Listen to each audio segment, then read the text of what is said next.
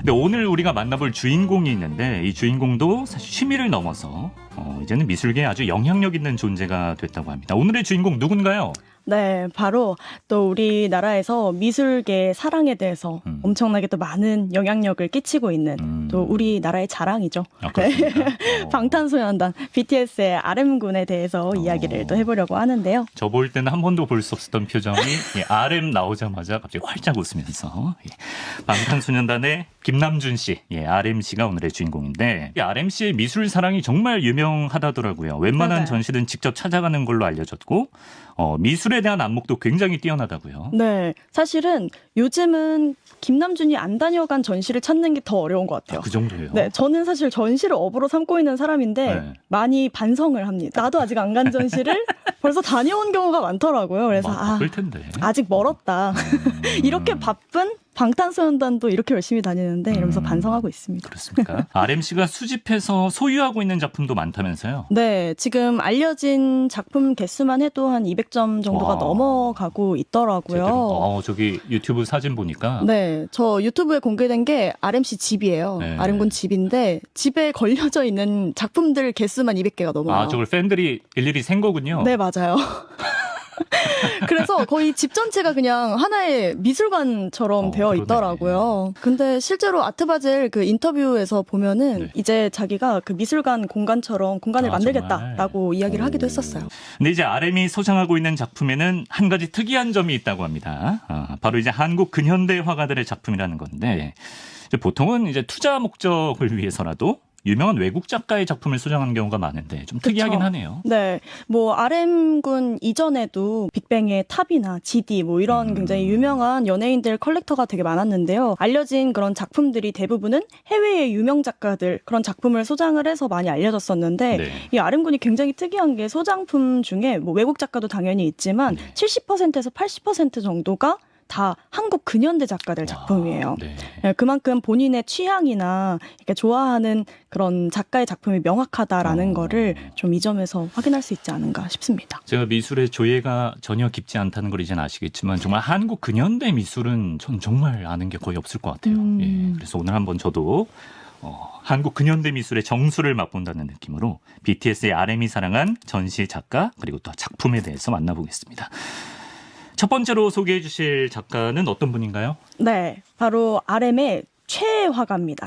가장 좋아하는 화가 중에 윤형근 작가를 대표적으로 꼽을 수 있거든요. 그래서 RM군이 지금 소장하고 있는 작품이 10점이 넘어요. 윤형근 작가의 작품 10점이 넘고 네. 그리고 작업실 가장 가운데 걸려져 있는 작품도 윤형근 작가의 제일 작품. 좋아한다고 봐야겠네요. 맞아요. 예. RM군도 약간 덕후라는 생각이 드는 게 네네네. 가장 최근에 발매했던 그 앨범이 있는데요. 솔로 앨범 첫 번째 트랙 제목이 네. 윤입니다.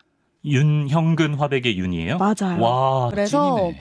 그 가사도 보면 윤형근 작가의 그런 인생이나 혹은 얘기했었던 예술 철학이나 그의 인생사를 알 수 있는 추측할 수 있는 그런 가사들이 들어가 있고 그 메인 이미지가 이렇게 또 윤형근 작가의 작품 앞에 앉아있는 모습이었는데 제가 저 작품 보고 사실 조금 놀랐던 게 윤형근 작가의 대표작이 아니거든요. 저 작품이. 그래요? 네, 굉장히 초기 작품이어서 윤형근 작가가 또 굉장히 흥미로운 사실 중에 하나가 저희 지난번에 이건희 컬렉션 할 때 봤던 김한기 작가 있죠. 네. 김한기 작가의 사위예요. 미술 가문이구나. 맞아요. 그래서 그 김한기 화가가 잘 쓰던 청색 있죠. 그 청색을 윤형근 작가도 이제 많이 사용을 했었거든요. 그래서 좀 약간 청록색 느낌이 나네요. 맞아요. 그래서 그 청색이 들어가 있는 초기 작품이어서 좀 와 굉장히 좋아하는구나. 진짜 조예가 좋아해야 알 수 깊구나. 있는 작품이다. 맞아요. 네. 윤형근 작가의 대표 작품은 그러면 뭡니까? 윤형근 작가 대표작은요. 이렇게 청다색이라고 해서 검정색 기둥이 이렇게 면포 같은 캔버스에 그려져 있는 작품이 가장 대표작인데요. 보면 약간 청다색이 청색도 들어가 있고 약간 어두운 갈색도 들어가 있는 네, 그런 색감이 들어가 있는 저런 작품이고요. 느낌. 맞아요. 그래서 약간 기둥 같기도 하고 문 같기도 하고 이런 식으로 그려져 있는 추상화 작품입니다. 윤영근 작가가 이제 굉장히 굴곡진 인생을 살았다고 합니다. 그래서 억울한 옥살이도 여러 번 하셨다고요. 맞아요. 그래서 1950년도에 그 보도연맹 사건 때문에 좌익으로 몰려서 좀 총살 직전까지 갔다가 간신히 탈출을 하기도 하고 굉장히 여러 번 구금을 당하기도 했었고요. 그리고 이제 교사로 오랫동안 좀 활동을 하셨는데 거기에서 한 학생의 부정입학 사실을 이렇게 지적을 했다가 방공법으로 막 투옥이 되기도 했었어요. 그러다가 이제 끌려갔을 때 제목을 이제 묻잖아요. 그래서 굉장히 황당했는데 그때 끌려갔던 이유가 쓰고 있던 모자가 약간 레닌 모자를 닮았다. 레닌? 네, 그 베레모를 닮았다라고 예, 해서 예. 끌려갔었다고 진짜 하더라고요. 억울하네. 예. 네. 근데 이 레닌 모자를 썼던 이유가 김한기 화가가 이제 뉴욕에서 사진을 보내줬는데 김한기 화가 쓰고 있는 모자가 너무 예뻤던 거예요. 사위가. 네. 그래서 윤영근 화가도 따라서 그냥 썼을 장인어른 뿐인데 따라했는데. 맞아요. 그것 때문에 또 부금 생활을 했었다고 하시더라고요. 그렇게 옥고도 치르고 그런 삶의 배경이 작품 활동에도 당연히 영향을 줬을 것 같은데요. 그렇죠. 이렇게 투옥 생활이 끝나고 난 이후에 시대에 대한 그런 울분 그런 것들로 인해서 이제 그런 어두운 색깔의 기둥이 네. 그림에 나타나기 시작을 한 거죠. 네. 자, 이번에는 지금 당장 우리가 미술관에 달려가면 만나볼 수 있는 작품들을 준비하셨다고 하는데 먼저 제목 퀴즈를 준비했다고 하십니다. 1번은 만남, 만남. 그리고 두 번째는 키스, 어허. 그리고 세 번째는 박치기. 이건 뭐 일단 박치기는 아닐 거고 만남 아니면 키스죠. 예. 네. 키스 봅니다. 키스. 예. 가장 좋아하는 걸로 고르신 거 아니죠? 갑자기 키스 광으로 만드네. 키스 맞습니까? 네, 정답. 돌이 키스하는 작품이라니 굉장히 좀 황당하게 보일 수도 있는데요. 네. 또 이우환이라는 작가가 만든 작품이고요. 이우환 작가의 2023년 신작이에요. 근데 원래 저렇게 좀 철학적인 느낌이 드는 작품을 많이 만드시나요? 그쵸. 네. 지금 보시면 이 작품 외에도 이우환 작가의 작품들 보면 돌, 그리고 철판을 이용한 작품이 가장 주 작품으로 이루어져 있거든요. 네. 그래서 좀 철학적이다 이렇게 이야기를 하셨는데 이우환 작가가 실제로 철학과를 나왔어요.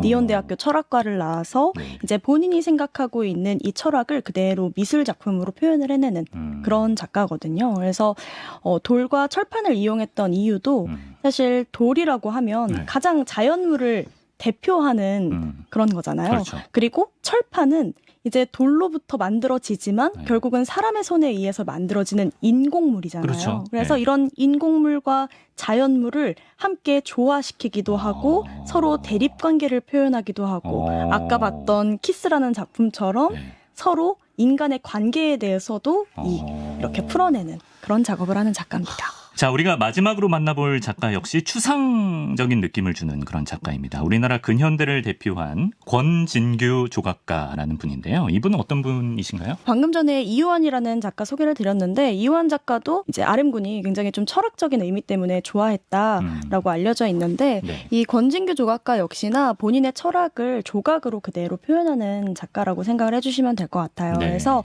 또 이렇게 근현대를 대표하는 조각가인데 천재 조각가였어요. 그래요? 그러니까 조각을 정말 잘하는 사람인 거죠. 그래서 가장 대표적으로 많이 만들었던 조각이 동물 중에는 말을 정말 좋아했어요. 말을? 네, 그래서 또 이탈리아의 마리니라고 했던 그런 조각가를 굉장히 좋아했어서 그 영향을 받아서 이렇게 만들어졌던 그런 마상을 많이 만들었었고 또 하나는 다소상을 또 굉장히 많이 제작을 했었죠. 그리고 또 하나는 여인 흉상을 또 되게 많이 만들었거든요. 근데 이게 뭐 권진규 조각가가 이런 어떤 거를 조각을 했는지는 사실 그렇게 엄청나게 중요하지는 않아요. 그래요? 네, 권진규 조각가가 무엇을 표현하기 위해 이것을 만들었는지가 중요한데 이게 자소상에서 방금 전에 봤던 자기 얼굴 만든 조각상에서 되게 잘 드러나는 게 보면은 굉장히 코나 턱이나 입 같은 데가 되게 결연하고 굳은 의지 같은 게 좀 보이는 형태로 만들어지거든요. 맞아요. 예. 네, 그래서 이렇게 영원성 있죠. 언젠가 사람이 죽으면 다 영혼으로 회귀하잖아요. 그래서 이런 영원성을 조각에 담기 위해서 또 다양한 조각을 만들었던 그런 조각가입니다. 근데 너무 좀 안타까운 게 이렇게 천재 조각가였음에도 불구하고 사실 그 당시에는 시대에 부응하지 못했어요. 아무래도 좀 이렇게 인기가 많이 없었기 시대가 때문에 이해해주지 맞아요. 못했군요. 그래서 그런 현실과의 괴리감 때문에 네. 결국에 좀 스스로 생을 마감했던 그런 그렇군요. 비운의 작가이기도 합니다. 사실 권진규 조각가에 대한 사랑은 작년에 서울시립미술관에서 네. 권진규 조각가 회고전을 했었거든요. 네. 그래서 거기에도 마일 조각상 소장하고 있는 걸 대여를 했었거든요. 그런데 저 작품이고요. 저 작품. 네네. 이번에는 조각이 아니라 네. 이 말의 조각의 기반이 되는 드로잉 작품을 또 대여를 하나 해줬습니다. 그래서 네. 달을 보는 기사라는 제목을 달을 가지고 보는 있는. 기사라고 말의 약간 몸통 부분을 약간 스케치한 느낌으로 맞아요. 그린 작품인데요. 위에 기사가 타고 있고요. 기사가 타고 있구나. 네네. 저것도 이제 RM이 소장하고 있는 소장하고 있는. 그런 작품. 저는 오늘 그 만나본 세 분의 작품 중에 저 작품이 제일 좀 끌리는데요. 이 달을 보는 기사요? 네, 네. 뭔가 느낌이 옵니다. 제가 말띠이기도 하고. 네. 말띠시군요. 백마띠시죠? 그렇죠. 백말띠이기도 하고 약간 동족에게 끌리는 느낌. RM이 이런 말을 했다고 합니다. 예술품은 날 더 나은 남자로, 더 나은 어른으로, 더 나은 예술가로서 살 수 있는 기준을 제시해줘요. 미술관에 간 순간만큼은 시간이 멈춘 듯 나를 돌아보게 됩니다. 나는 미술가의 호흡을 담고 싶습니다. 네, 그 멈춘 듯한 시간, 나를 돌아볼 수 있는 시간, 여러분도 이 계절에 고스란히 한번 느껴보시면 좋겠습니다. 우리나라에서 가장 주목받는 미술 애호가 RM이 사랑한 작품들 만나봤어요. 유재희 전시해설가와 함께했습니다. 고맙습니다. 감사합니다.